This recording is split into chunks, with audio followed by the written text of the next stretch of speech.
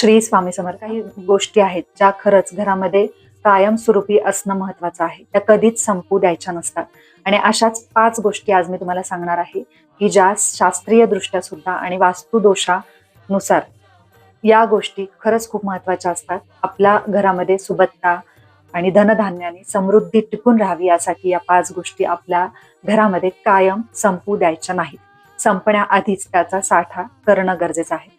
तर अशा त्या कुठल्या गोष्टी आहेत त्याच आज मी या व्हिडिओमध्ये सांगणार आहे. पहिली जी गोष्ट आहे म्हणजे आपल्या स्वयंपाकघरातल्याच या गोष्टी आहेत. कारण स्त्री जी असते ना, घरातली बाई जी असते, तर तिचा सगळ्यात जास्त वावर जो असतो तो आपल्या स्वयंपाकघरात असतो आणि तिचं सगळ्या स्वयंपाकघरामध्ये लक्ष असतं की कुठली गोष्ट संपत आली किंवा कुठली गोष्ट आणायची आहे, स्वयंपाकात कुठली गोष्ट लागते. पण कधी कधी काय होतं ना, एखादी गोष्ट संपत येते आणि उद्या आणू असं म्हणता म्हणता ती संपते, तरी आपल्या लक्षात येत नाही. त्यासाठीच पहिली गोष्ट म्हणजे